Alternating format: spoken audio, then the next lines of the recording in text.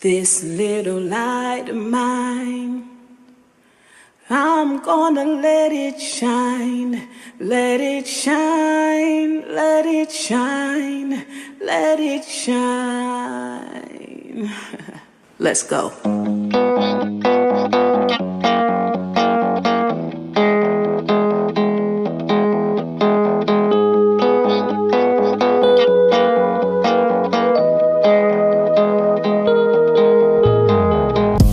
Get on your mark, let's go. What you waiting for? There's so much more. The future's yours. Let go, explore. It's yours for sure. Sing with me with fear. So to God I stay near. I keep my hand to the plow. There's no turning back now. My future look bleak. I decided to see. He said follow me. On a journey you'll see. Get on your mark, let's go. What you waiting for? There's so much more. Good evening. I am Sean L. Brown, your host of Lessons from the Journey Masterclass. This is the Making the Brand edition, and I'm the brand. So I am the CEO of SLB Enterprise. SLB Enterprise stands for Securely Loved Beings, and that is our business, Securely Loved Beings. And the Making Your Brand division is about the you being the star of your show.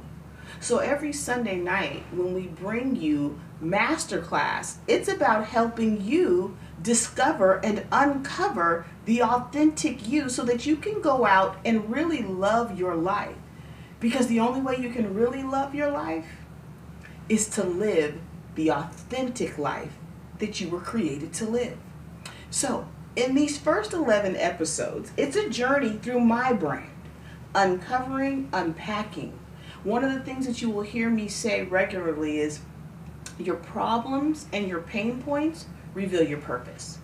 Your purpose, unpacked and developed, reveals your products.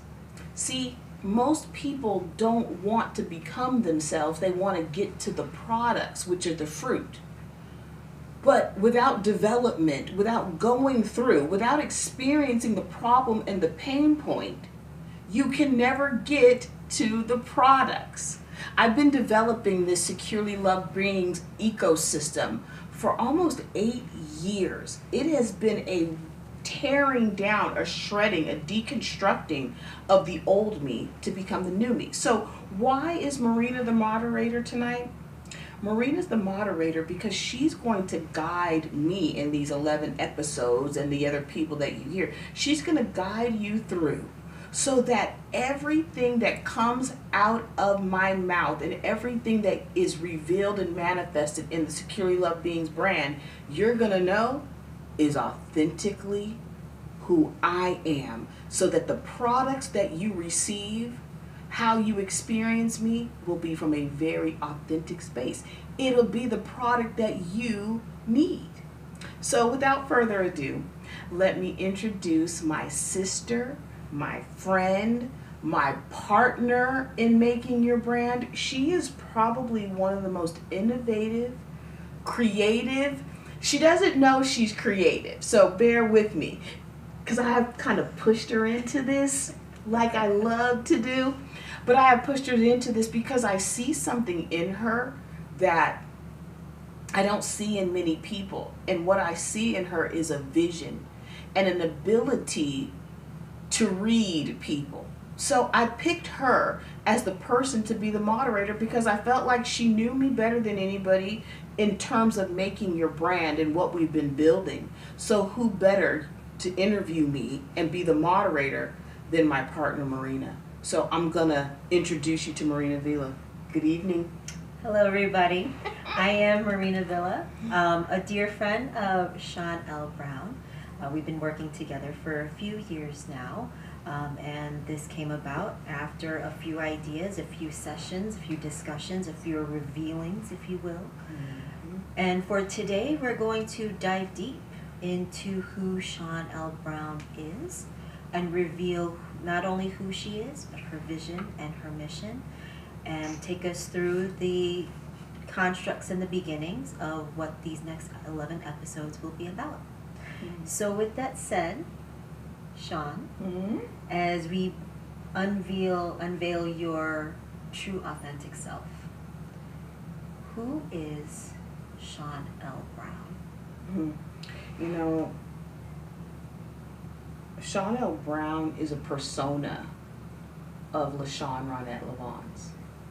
That's my birth name. Well, excuse me, it's not my birth name. It is, my birth name was actually Girl 6. And then when my mother claimed me, I became LaShawn Ronette Lavons. LaShawn Ronette Lavons is she's discovering herself. She's a warrior. She's creative. She deeply, deeply cares about people. About people authentically being themselves. About people being taken care of. She cares about children, foster kids, people that don't have. She cares about little kids who are hurt and molested and without parents. She cares about the underdog and the unseen.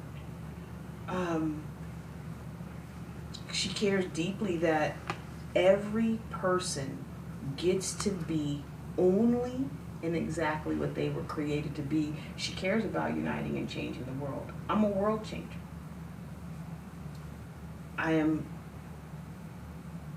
I'm just simply a girl inside of a woman's body fighting to be everything that she was created to be. So take us back even a little bit more of the transition from LaShawn to who I know as Sean. Can you dive into that a little bit more? You know, I was born in San Francisco, not because my family lived in San Francisco, but because my mom was a teenage mother and they were going to put me up for adoption. So my genesis is one of, I guess I always felt not wanted, not belonging.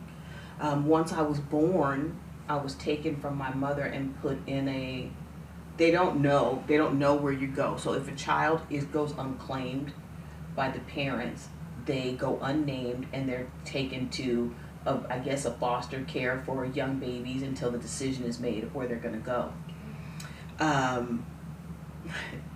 Yeah, I think about that as I'm a grandmother right now.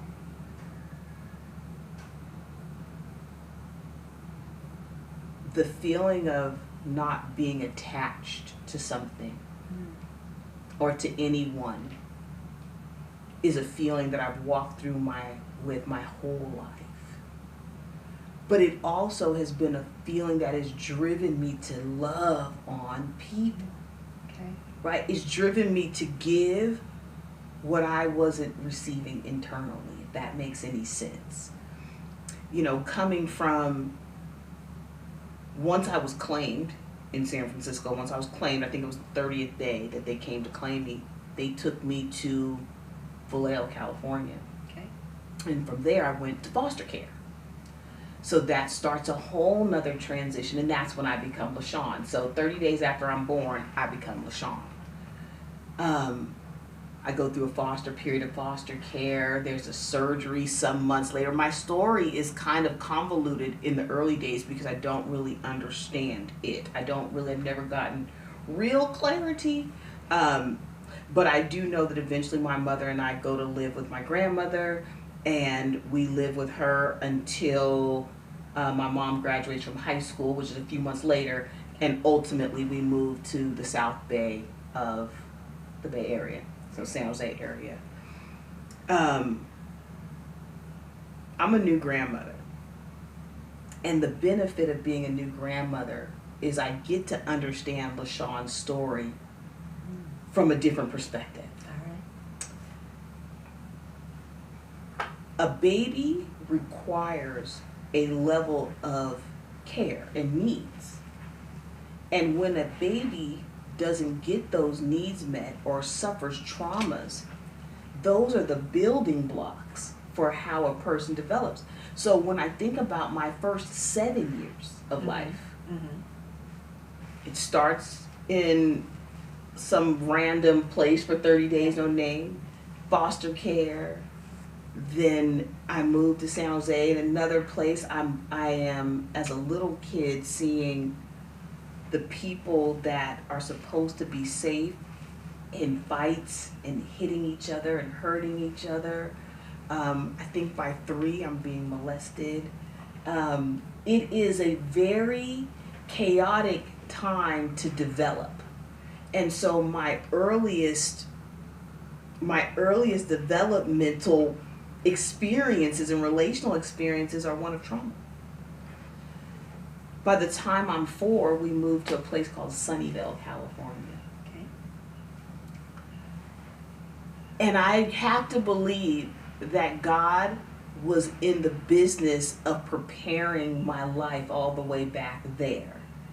Shawneeville is one of my brands, but Shawneeville comes to be because Sunnyvale gave me a place where people outside of my family became family.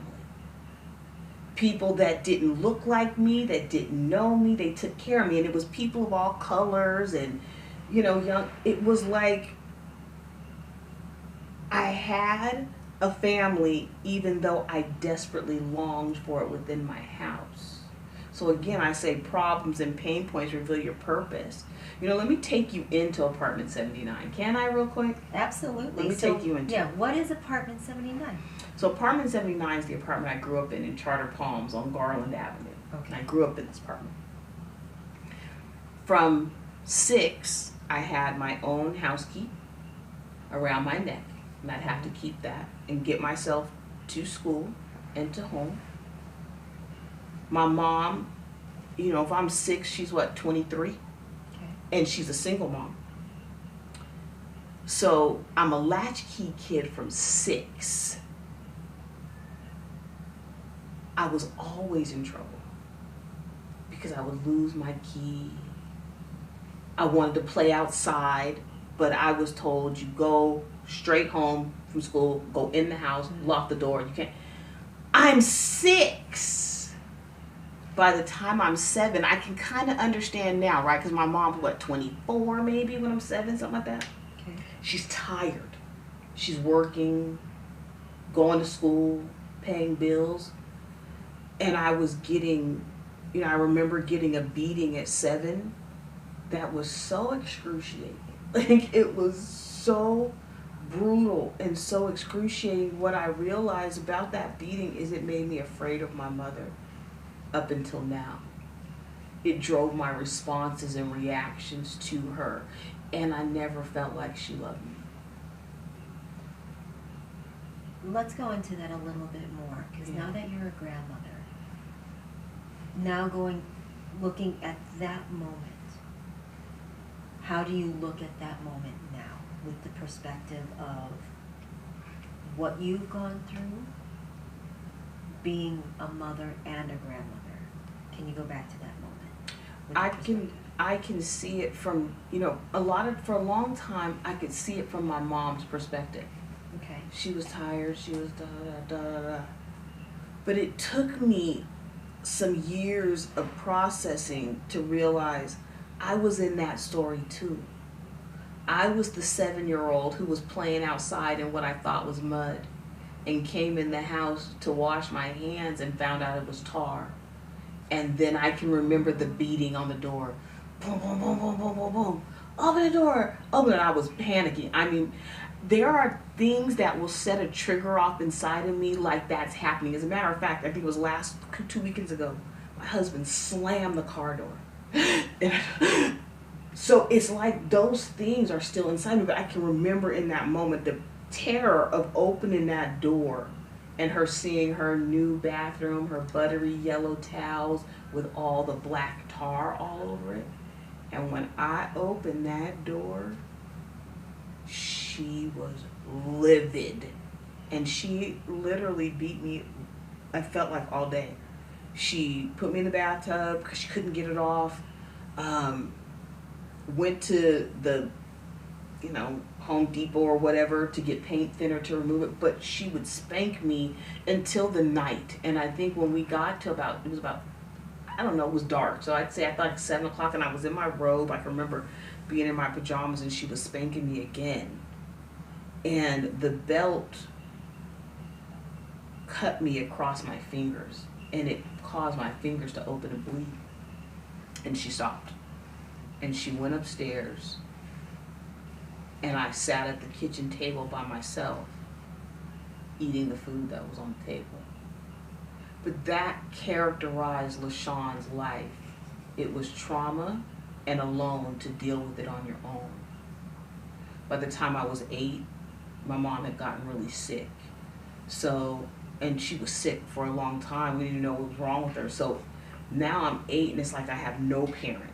I'm just trying to go to school and survive. Just go to school and survive. By the time I'm 9, child, I don't even really remember 9. The only thing I remember really well about 9 is that I knew I had to get a job. I knew I had to make money because I didn't have money, and I was hungry, and I was struggling. And my great grandmother, Big Mama, she would send me $5 a week. And my mom would say, that's all the money you get for the week. If you lose it, that's your one. That's it. Right? And I can remember being a 9-year-old who was so tired.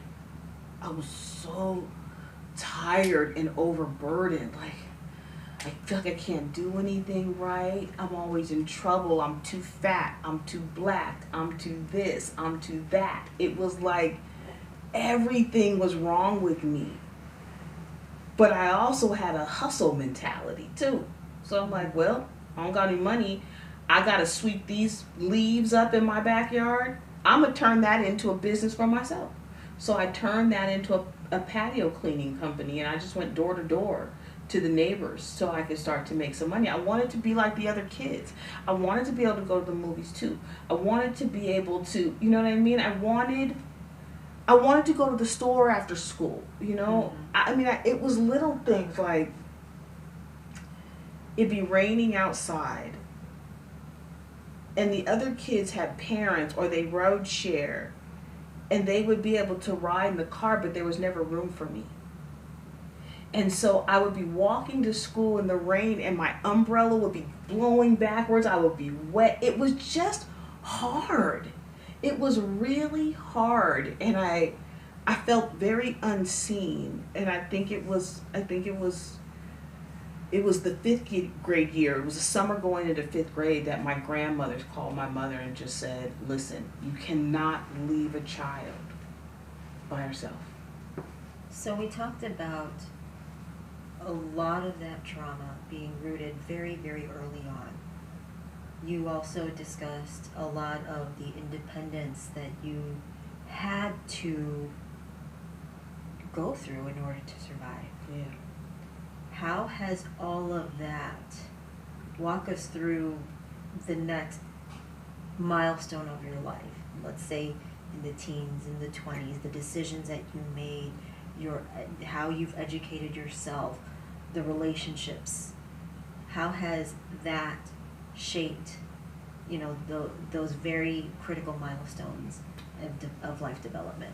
It's really interesting you asked that question. So, like I said, 9 years old, it was like, I think that's where I started really hiding in the closet, and that's where I could feel safe and protected. And then I went to go live with my grandparents. Well, I had security, right? I had a great-grandmother and 2 grandmothers, grandfather, and then I was brought back to live with my mom in 6th grade. Okay. But she was like, I'm better now, it's gonna be great, blah, blah, blah. And for about 3 weeks, it was amazing. And then she got a boyfriend. Okay. And everything changed. I was alone again. I was confused, I was angry, I was frustrated, I was tired, I had 2 paper routes. It was like just so much pressure. And then her boyfriend, who was the first time I was experiencing a dad in the home, Okay. he left. And at 11, I became Shawnee. Why?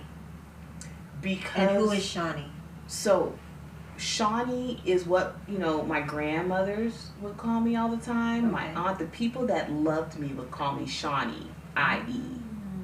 Okay. And I became Shawnee. Right? I just kind of, people just started to call me Shawnee. And at that point, I also determined nobody was going to love me. Nobody was going to love LaShawn. So, in essence, I pushed LaShawn to the side and said, okay, Shawnee can be lovable. So, let's throw all your eggs into that, and you have to take care of yourself because nobody's going to take care of you. So that started a trajectory and a belief system and literally I had 2 paper routes in 6th grade. By 7th grade, I literally was the receptionist for a construction company. I was literally 12 years old, 13 years old, right? I don't even think it was legal to work, but I had that job in the summertime. And then by 8th grade, I was working anywhere that I could fake for long enough before they could figure out that I didn't have a work permit. So McDonald's, Taco Bell, and I would go and then I could be there for about maybe 30 days before finally they'd be like, your work permit hasn't come, you get fired, right? Okay. I had 23 to 25 jobs before I was 24 years old. Did you hear what I just said? I had 23 to 25 jobs before I was 25 years old. So what happened at 24, 25? At that point, you've gone through massive transitions, massive Oh my gosh. emotional. You looked at relationships. You've seen what you've Oh, seen. I mean, at this point, let me just run down the things that had happened. I had a shotgun put in my face by my grandfather. I had sex at 13 with a boy on a group home floor, and then was ultimately berated by my mother over the choice. I stopped going to school. I graduated from 8th grade, and then after I had my first sexual encounter, I think I just felt so torn down, I just stopped going to school altogether. I think I went the first week, maybe 4 days, and I didn't go anymore until January of my freshman year. And I unenrolled myself and enrolled myself into another school and then told my mother. By 15, I had been gang raped. 16, I was just out on my own, not going to school, working whenever I could work, doing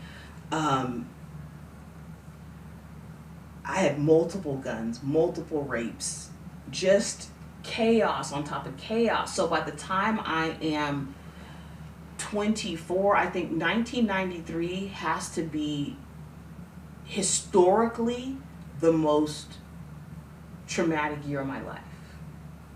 From December of 92 to the end of 93, I would go through, I mean, literally the most horrific choices and the most horrific experiences that I ended up running away from Sunnyvale to Southern California with $35 in my pocket. I paid my first month's rent, quit my job, moved in with my friend, and I started a whole new life, and that's when I just became Sean. Because now Shawnee, I even changed the spelling. It was I-E, and I was like, she's stupid. She makes horrible choices too. So let's just go with Shawnee E-E. Because now I'm rapping. I'm doing rap was like a savior for me, right? Because it allowed me to express things I couldn't express. And then Shawnee E-E. So when I ran away, when I got to Southern California, I'm like, okay, you learn from that. Now just be Sean. And that's where Sean comes from. So you've got birth and put to death, birth and put to death, birth Yes. and put to death. Yes. Multiple times. Multiple times. Because of what you've gone through. Yeah. I mean, people need parents, right? Okay. And so if you don't have parents, you either learn from training or you learn from experience, right? So, running away from Shawnee is because I believed I was horrible for the things that were happening. I blamed myself for the things that were happening to me, when in essence now I know I only made choices based on what my training gave me. Right? I had no other benchmark for that. I didn't have a dad. I didn't have no dad. He was coming. Nobody was coming to make sure that I was safe. That's why security and securely loved is such a big deal to me. So let's go into your mission a little bit, because one, with your backstory, it's just not only full of trauma, but full of lessons. Tons. On this journey. Tons. And not only that, but you have a family now, and it's very extended. Mm-hmm. And how, from all of that, now we've gone through up to about your mid-20s, right? Up to that point. We're at the transition from Northern California to Southern California. Right. So talk about the mission now, and we might go back into a little bit more of how that all shaped from your early. Can I start with the vision before I give you the mission? Because Sure. I think the vision will help you with the mission. The vision that I was given was of a world where nobody had to live like me. It just seemed so crystal clear to me that if everybody really knew who they were, the world would function like a functional ecosystem. It's like I could see the ocean and I could see animals. Nobody in the animal kingdom is set tripping. The giraffes know they're giraffes and they do giraffe things, right? Their purpose is locked in. And I'm like, I never knew I was a human. So I didn't know that I needed my spiritual life taken care of, that my emotions needed caring and development, and that my mind needed character and development, and my physical body. I didn't even know my body parts. That's the danger of not raising your children. So the mission, right, it started with that vision of, this world was not meant to function like this. It was meant to function just like a regular ecosystem. The vision pushed the mission that was like, okay, God, I gotta be everything that I am called and created to be and help other people do the same. Unite and change the world together. It was like unite and change the world together. Unite and change the world together. But it started with me. And if I wasn't united within myself, I was never gonna bring this mission or this vision to life. Okay, let's go back a little bit more, because you mentioned united a few times, and especially with all the trauma. How did you unite yourself? How did you forgive? How did you, go back to all those lessons in your early stages to feel united, to feel securely and loved? It was the fact that I never did feel it that was pushing me forward. God kept telling me it was possible. Okay. Right? In 1997, after I got married, so I got married in 1996, thinking that I could create what I didn't have. But you can't create what you didn't have from a broken place. Okay. You have to heal. I didn't know that. So it wasn't until I really sat down and said, well, why did I get married? My motives for getting married was the little girl who didn't have a family and wanted this picture of what she thought. That was my motive for getting married, right? And when I stepped into that marriage, I quickly found out I was in trouble. That I had married everything that I had run from. And so when 1997 came, I woke up with my first panic attack. And it was like May of 97. And I was like, oh, I gotta go to church. Church will fix it. I just need to go once. Like that's how much I believe that Jesus was real. But all I ever really saw people do was go to church, but their lives weren't really different because they went to church. They just went to church, right? Okay. So I just thought that was only the prerequisite. You just show up for church and then God will sprinkle his little dust on it and fix it, right? So I was like, I woke up my husband and I was like, we gotta go to church. We gotta go to church. And we did. We found this little church because we lived in Temecula, California. So we found this little church called Mountain View. Went there, pastor was young. It was something I had never really seen before. He was cool. And I was like, okay, boom. Met my church quota. I'm good. Now you should fix all my problems. Okay. And actually, what's crazy is I was good. Like the rest of May, June, July, and then August. August 17th. 1997, panic attack. Or maybe the 16th, because we went to church on the 17th. This time something different happened. The message that he delivered was a message about Jesus. Straight up about Jesus. And him as really Savior, and then you becoming a follower. I believed that he existed. But I didn't know anything about him. So I decided on that day to raise my hand and become a follower of Jesus. And from there, I started to see and learn and grow and pluck and peel and pluck and peel and pluck and peel. So the relationship with Jesus took me in and out of lessons. Like you said, it was in and out and in and out.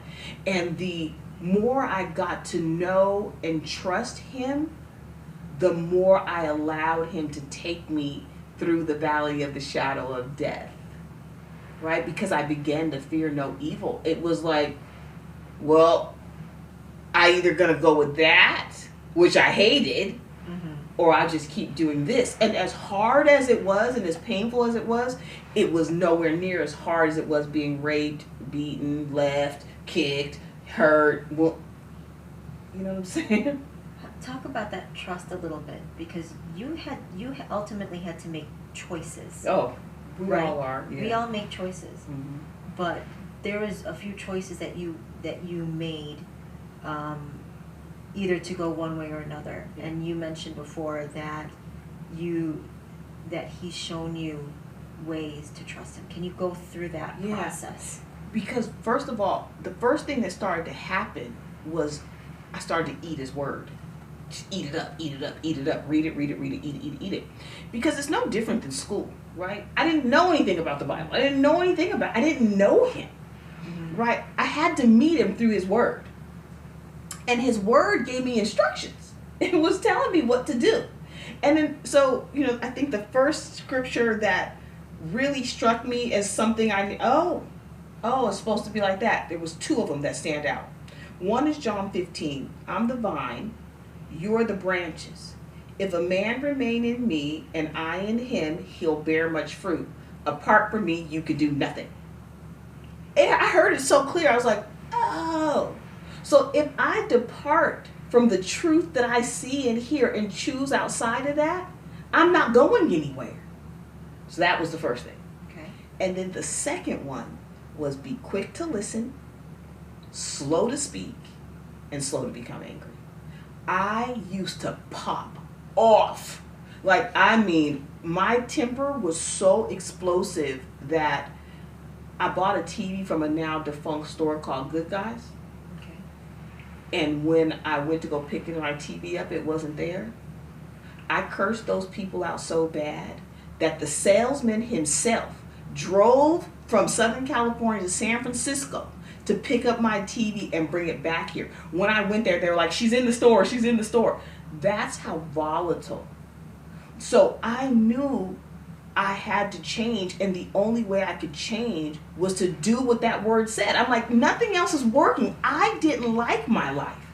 I didn't like it, right? So what I see is, I see people trying to come to Jesus, but they like what they're doing. They like some of the things. I didn't like none of it. I hated being married. I hated it. It was like jumping out the frying pan into the fire. And I knew the day after I got married, I woke up and I heard the voice say, you're in trouble.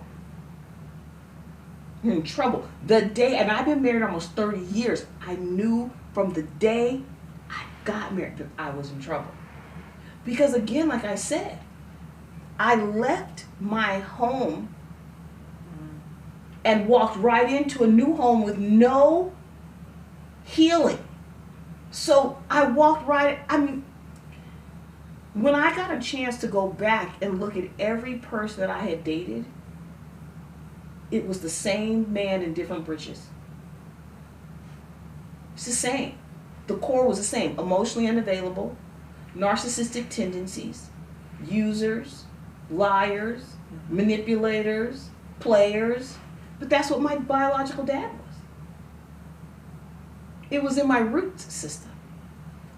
So if that's the case, that it was in your root, and I think this is going into the vision now, right?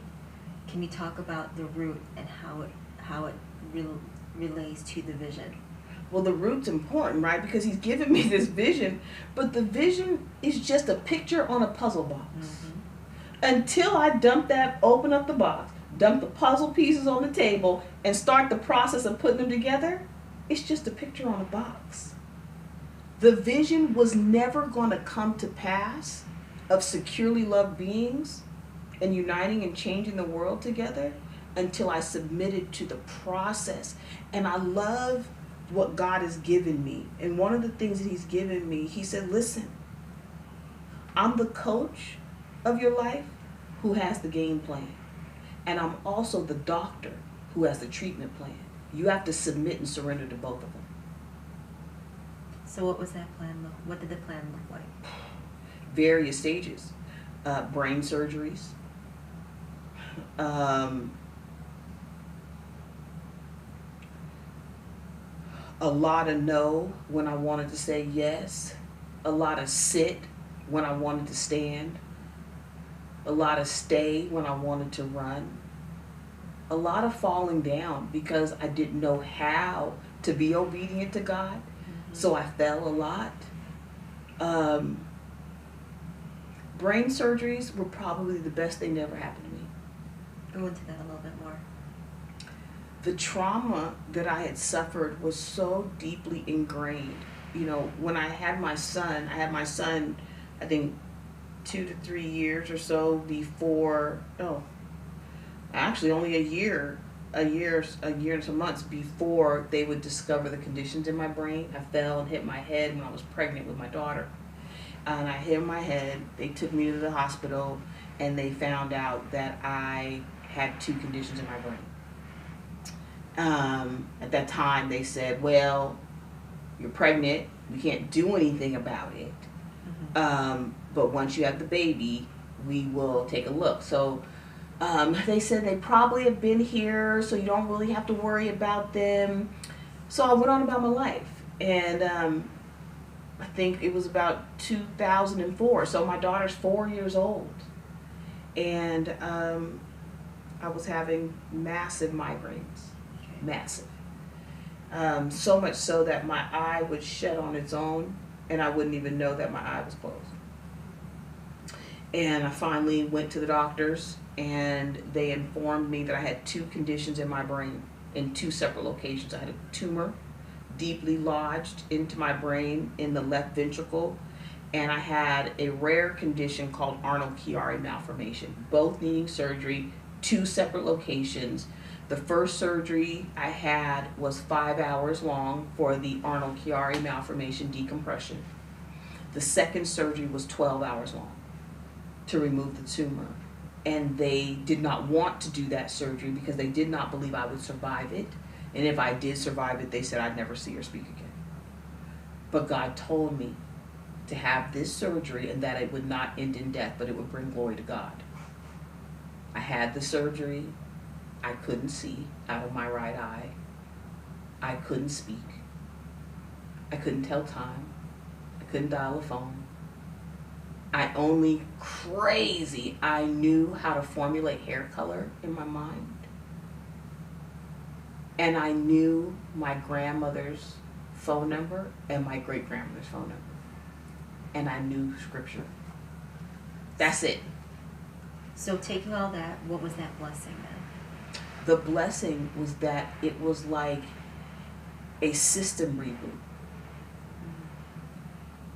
It was like he had to tear it all apart, and I got the benefits of going through the growth and development process all over again. See, because when I had that second brain surgery, I would ultimately have 3. When I had that second brain surgery, everything was all messed up. So I had to learn just like a baby. I was functioning just like my grandson, needing to be swaddled almost, not wanting to go with people. The whole 9. I had to learn what foods were, what they tasted like, all of it all over again. But because I went through the growth and development process all over, even down to my hair, right? I got cancer and the chemotherapy took all my hair out and it came back like baby hair. So it was like he was like, you didn't get to go through this process right. There's building blocks to this thing. So he literally said, I love you enough to recalibrate you. And that's, to me, the benefit. I wouldn't have even understood the importance of growth and development. So SLB being a growth and development organization, it's rooted in that. So how does that transpire now? Now that we're talking about your story, now we're going into SLB. How does that all transpire to SLB? SLB is the organization that I need. Does that make sense? I ain't going, I'm not creating, I'm creating for you, but I'm not creating for you. Because every product was created for me first. I use it, I live it, I become it, and then I go, oh, it is useful for the world. Here's Coach Shawnee. Here's Root System Reboot. Here's the hair doctor. Here's the hair doc experience. Here's Lessons from the Journey. Here's Rescue Mission Music Project. Each one of these are medicine for me that I know will then heal the world. So these problems, pain points, surgeries, pains, I was born for this. Does that make sense? It does. I was born for this. So take us through, and I think this is a good time to go into what will be expected in the next episodes. You've talked about all these brands that SLB is part of. Now take us through what we're going to be seeing in the next 10 episodes, given the core of your story. You know, what I love about what we're doing in this masterclass, the making of the brand, is I don't want to just tell you the story. I want to bring supporting witnesses who were here and along the journey. So you're going to meet people along the journey. You know, episode 2, we will get into the personas, which the personas create the products, right? And then we get into the purpose behind why those products had to be created, right? Absolutely. So it's important to me that with each episode that you understand that they understand from behind the scenes the problem. That they experience the journey of development and growth that it took. Yes. And the reason for the product. That's what this whole thing is about. I want them to come into Shawneeville. I want them to come into the Global Family Neighborhood. I want them to meet the players on my impact team who are the coaches, collaborators, teachers, and trainers that are helping me but are going to help them too.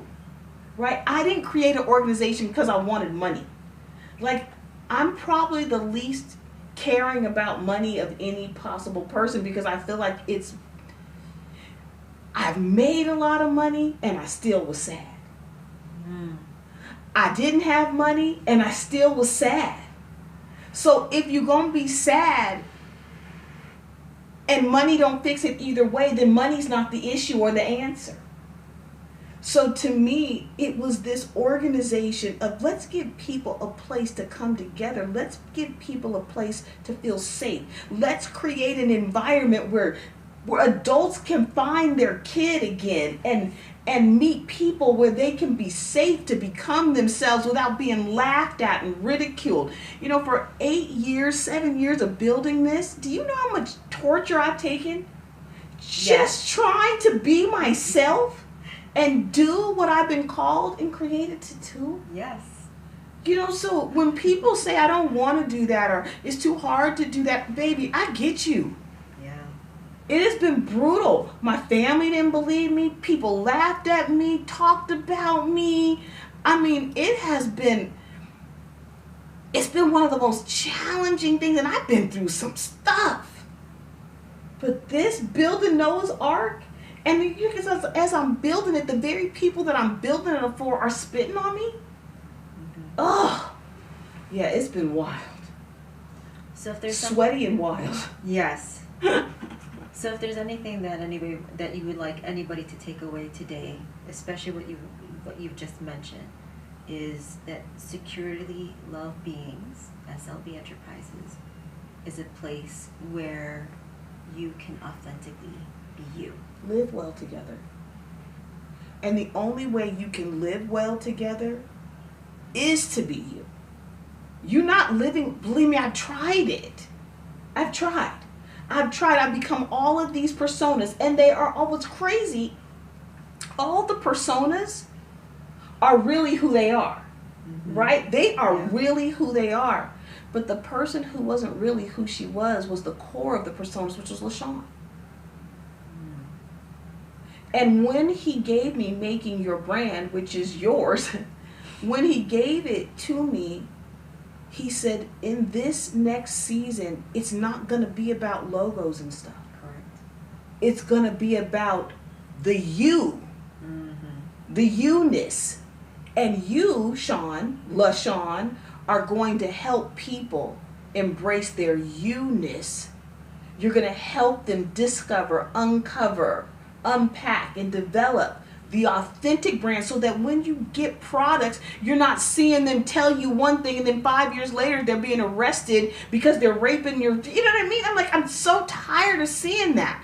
Be who you are. Stop pretending and lying and creating false narratives for people to go run out and buy, and then it ain't even real. I'm tired. I'm really, really tired. And God saved me.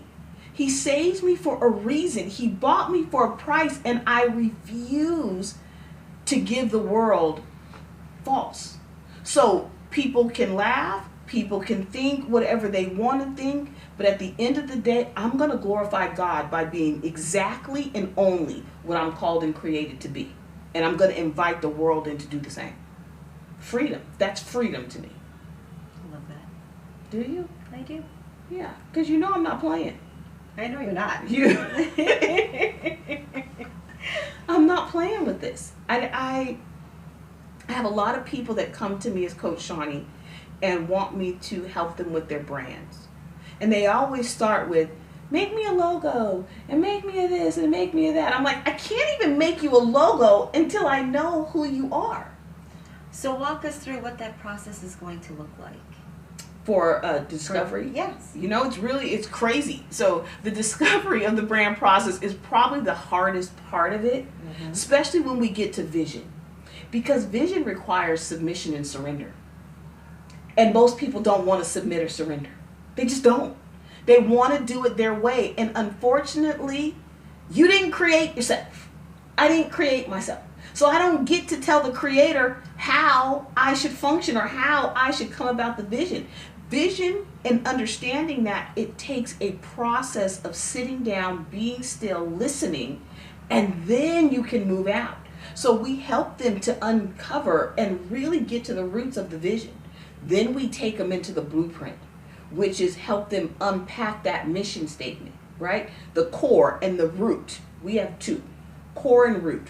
The core, the root mission, it can't be moved or shaken. My root mission statement is to be authentically who God called and created me to be and help others to do the same. Is that not what you see me do every day? Every day. Every day. It doesn't matter.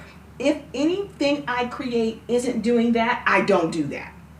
And then my core, which is attached, rooted and attached to the root, is unite and change the world and help people live well together.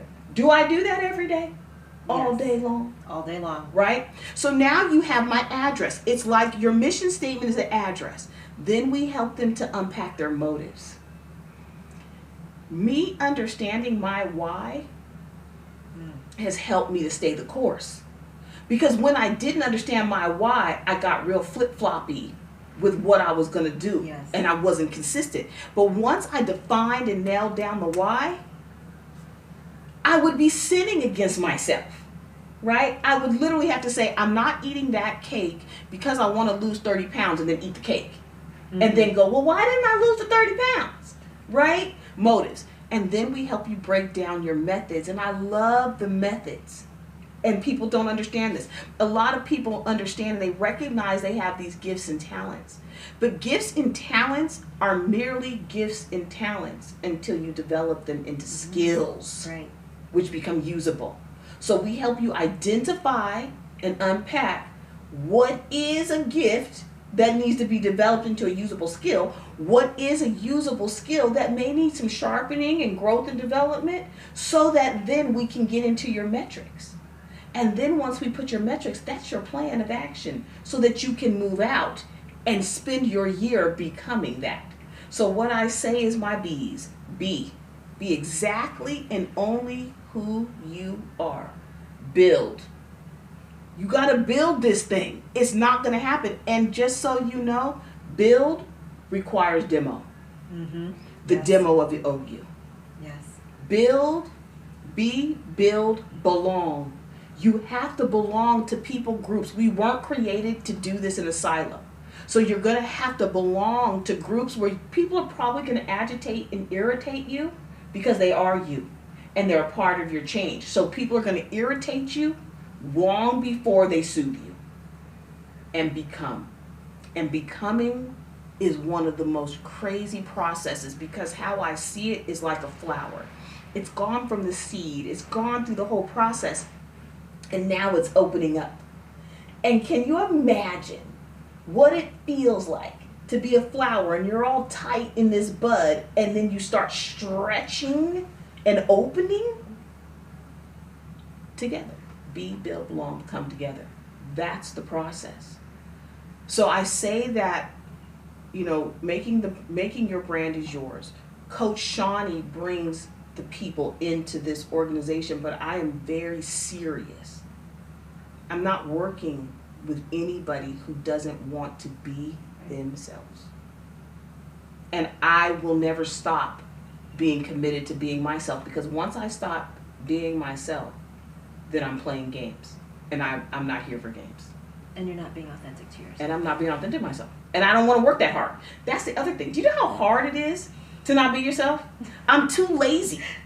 Right? I'm too lazy. I can remember the days of, oh, I gotta put on these nails, and I gotta look like this, and I gotta push my boobs up, and I gotta do this to get a man, and I gotta do this to get this job, and I gotta do that. No. You getting 100%. That's why I don't have makeup on today. I wore the hat I wanted to wear. I wore the clothes that made me comfortable. I wore the glasses I wanted to wear, because this is what I wanted to do. Strip down. Because I feel like if I put on all the makeup and all that, then I'm stepping into Shawn L. Brown. And she's phenomenal, and she has her place. But today, this is about LaShawn. It's the root of this thing. Well, thank you for introducing us to LaShawn. I like her. Do you like her? I love her. I do. I love her. You know, she's actually super fun. And she's talented. So I'm loving getting to know myself and being able to appreciate myself. I love that. I do too. Are we done with episode 1? I think so. Can I close? Yes, please. All right. We made it through episode 1. It was a challenging episode for me, but it was also one that I'm excited is in the books. And I want to encourage you, when you come every Sunday night, 7 p.m. Pacific Standard Time, to Lessons from the Journey Masterclass, Making the Brand.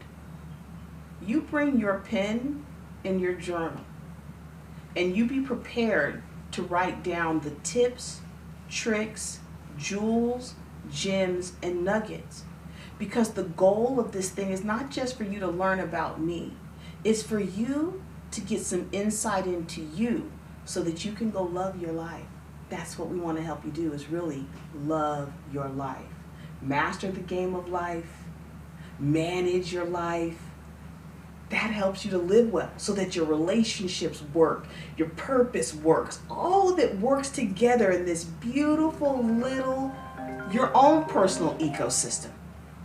So, until next Sunday, go love your life, and join us back here next Sunday night at 7 p.m. Until then, you have a great week. And Marina and I see you next week. Good night, family. Good night. This little light of mine, I'm gonna let it shine, let it shine, let it shine, let it shine. Let's go.